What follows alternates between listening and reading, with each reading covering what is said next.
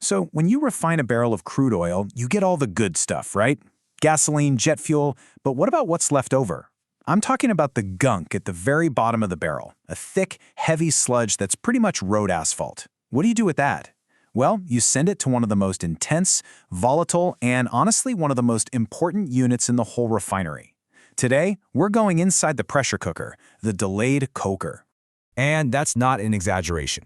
You know, as the world's supply of crude oil gets heavier and, let's face it, lower in quality, the coker's job becomes absolutely mission critical. Its ability to squeeze every last drop of value out of the worst part of the barrel, well, that can literally make or break a refinery's entire profit margin. The stakes are just incredibly high. So what is this thing actually doing? I love this analogy. It's basically performing a kind of modern-day alchemy. It takes that super low-value asphalt-like gunk from the vacuum distillation unit, and through just unbelievable heat and pressure, it thermally cracks those long, heavy hydrocarbon molecules. It smashes them into smaller, lighter, and way more valuable ones. I mean, think about it. It literally turns road tar into transportation fuels. Okay, so let's really dig into the economic challenge here. It all starts with this thick, black stuff called vacuum residue, or just resid for short. On its own, it's not worth much. Its uses are really limited. The coker's entire reason for existing is to upgrade this stuff, to crack it apart and turn as much of it as possible into products you can actually sell for a good price. And what you get out is pretty amazing. From that one single, heavy feedstock, the coker creates this whole portfolio of valuable products. You get liquid petroleum gas, or LPG, for heating and fuel. You get naphtha, which is a super important ingredient for making gasoline. You get light and heavy gas oils, which are later processed into diesel. And of course, you get the solid stuff that gives the unit its name, petroleum coke. So, how in the world does this all happen? Well, what's interesting is that the delayed coker isn't a continuous process like a lot of other units in a refinery. Nope, it's a batch process, which means it operates in this constant cycle. Let's walk through the anatomy of this thing and see how it all fits together. All right, this schematic here is our map. This is the heart of the whole operation. Let's follow the flow, shall we? Over on the left, you've got the big coker fractionator. The feed then moves to the furnace, right there in the middle. And from there, it goes into one of those two gigantic coke drums you see on the right. That pair of drums, that's the secret to how this batch process can run 24/7. Okay, let's trace the path step by step. First, that hot vacuum resid feed comes into the bottom of the fractionator. From there, it gets pumped into the coker furnace and gets heated up to about 900 degrees Fahrenheit. That's around 500 Celsius. Just incredibly hot. This superheated, partially vaporized liquid is then shot into the bottom of one of the coke drums. Inside that drum, the cracking reaction finishes up. All the lighter products flash into vapor and head right back to that fractionator to get separated out. Meanwhile, the heaviest stuff, it stays behind and solidifies into solid petroleum coke. But here's the thing, this process is unbelievably dangerous. That drum is filling up with this churning, boiling liquid that's turning into solid and vapor all at once. If the level of that foam rises too fast and actually escapes the drum, well, you've got a full-blown disaster on your hands. They call it a foam over. And let me be perfectly clear, from both an operational and an economic view, it is the single most serious problem a coker can have. This isn't just a little spill. It is a catastrophic failure of the process that can set off a devastating chain reaction through the entire unit. It's a domino effect. When a foam over happens, all that thick, tarry material gets carried out of the drum. It immediately starts plugging up the huge overhead vapor lines, which causes the pressure inside the drum to just skyrocket.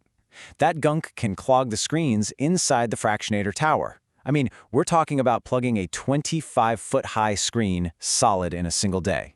The whole system gets so disrupted that it can starve the furnace of its feed, causing the furnace tubes themselves to coke up and potentially leading to catastrophic damage. So here's the bottom line. If a foam over is bad enough to plug up the shared blowdown system, the system that multiple drums use to vent, it can bring the entire multi-drum coking complex to a dead stop. This is an event that can cost millions upon millions in repairs and lost production. It's that serious. Now let's actually talk about the solid product itself. So once a drum is full of coke, the feed gets switched over to the second, empty drum, and the whole process of cooling and cutting the coke out of the first one begins. But here's the catch. Not all coke is the same. The physical form it takes inside that drum is critically important. On one side, you've got what's called sponge coke. This is the good stuff. It's got this porous structure, kind of like a sponge, which lets cooling water get in there and do its job quickly and evenly. On the other side, you've got shot coke, and this is bad news. It forms these hard, non-porous little balls that are incredibly difficult to cool down. Oh, and there's actually a third type, called needle coke. It's a premium, highly structured, crystalline product that's super valuable for making electrodes for the steel industry. But you need a very specific, high-quality feedstock to even have a chance at making it. So what decides which kind of coke you're going to get? Well, the number one factor, by far, is the feed's API gravity. That's basically just a measure of how heavy or light the oil is compared to water.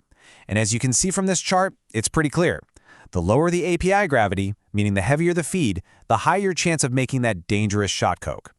Once you get down to a feed of 7 API or less, making shot coke is pretty much a guarantee. And this creates a very, very real danger. Because that shot coke cools down so slowly and unevenly, you can have these pockets of coke deep inside the drum that are still dangerously hot, even when you think it's all cooled. Then later, when the crew starts cutting the coke out with a high-pressure water jet, if that jet hits one of those hot pockets, bam, you get a violent eruption of steam and red-hot coke balls shooting right out of the top of the open drum. The extreme danger that shot coke presents leads us right into our final act here, the decoking cycle.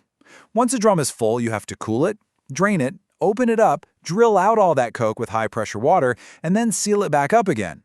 This whole turnaround is an absolute race against the clock, where every single minute counts. Now, a typical cycle, from the time you start filling a drum to the time you start filling it again, might be 24 hours. But a lot of refineries, in the hunt for more profit, push for an incredibly aggressive 12-hour cycle. The question is it even possible to do this complex, dangerous turnaround in just half the time?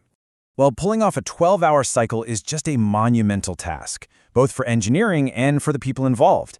It takes special tech like automated systems to remove the heavy bottom flanges without manual labor, and bigger water lines to speed up the cooling. But the technology is only part of it. It demands total personal commitment from the unit operators and the specialized decoking crew. And often, that's driven by powerful financial incentives, like putting the crew on a piecework basis where they get paid for speed. And get this. Here's a number that just blows my mind. When a coker unit is successfully and consistently hitting a 12-hour cycle, that highly efficient decoking crew, the people who actually do the hard physical work of opening the drum and cutting the coke, they're typically only on the job site for about 4 hours. It is an absolutely incredible display of skill, coordination, and working under pressure. And that really brings us to our final thought here. The delayed coker is already a pressure cooker, in every sense of the word. It takes the absolute worst material in the refinery, it operates on a razor's edge to avoid a complete disaster, and it runs on a relentless clock. So as the world's supply of crude oil continues to get heavier and harder to process, you have to ask, how much more pressure can these critical units and the people who run them really take?